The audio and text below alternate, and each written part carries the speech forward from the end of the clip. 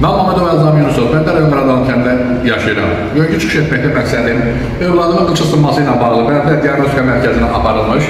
Diagnostika Mərkəzində əvvəldən danışılan həkim, gətirin, bütün köməkdarları edəcəm deyərək, sortiya ilə gələsi aləti, veriləsi avadanlığı qiymət olmuşdur. Və bunun səs yazılarda da bu barədə Hafiz doktorun bu əməllərindən şikayət edib, təbib məndən çəkilişləri aldı, istədi, atdı. Təbibdən gələn məktubu açmamışam, çünki bilirəm ki, mənası yoxdur.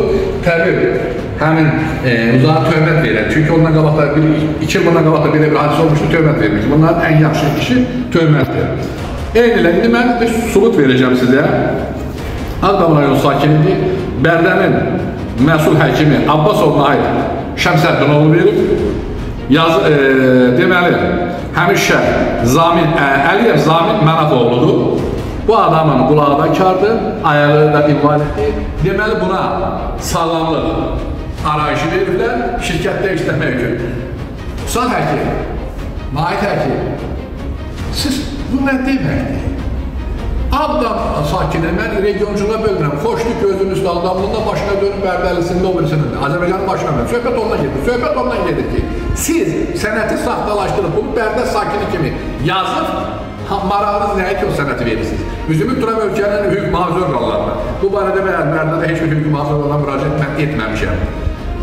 Nahid həkimin, Vüsal həkimin diktəsi ilə çoxma ki, verdiyi bu saxta arayış, sağlamlıq arayışı araşdırılsın, barələrində qanun təbliğ görülsün. Çünki sən də təbibə müraciət etməyə bəyəlir, təbib baxasın deyil, daha bir töhmət yazıyla, o da 2 ayda sonra siləcək ki, digər yaxşı kimi olur ki, bərhət verildi, yaxşı olur.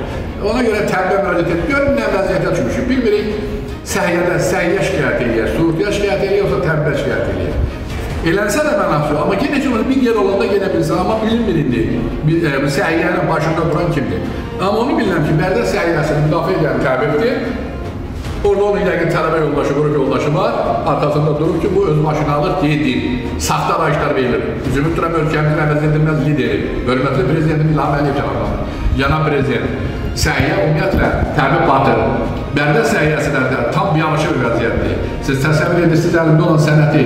Ümidvarım ki, hüquq mühafizə orqanları, cənab prezident sizin dediklərinizlə nəzarətinizdən sonra nəzarətə götürüb obyektiv araşdırma aparıb, bu həkimin, Nahid həkim barəsində qanun tədbir görəcək. Ümidvarım ki, təbib bu dəfə töhmətlə yekunlaşmayacaq. Həmçinin çox maraqlı Bərdə səhiyyəsinin barəsində toplanmış material cinayətçi başlarına korrupsiya qarşı mübarizə idarəsinə illər göndərilir. Çox təəssüf ki, bu illərdir hələ araşdırılmıyor. Ümidvarım ki, korrupsiya qarşı mübarizə idarəsində Bərdə səhiyyəsinə aid olan məsələ qaldırılacaq və cinayət əməlini törətmiş həkimlər məsuliyyətə cəlb olacaq. Hələlik fikrim bu qədər. Allah cənab prezidentimizi qorusun, ümid yerimiz odur. Hələlik bu qədər.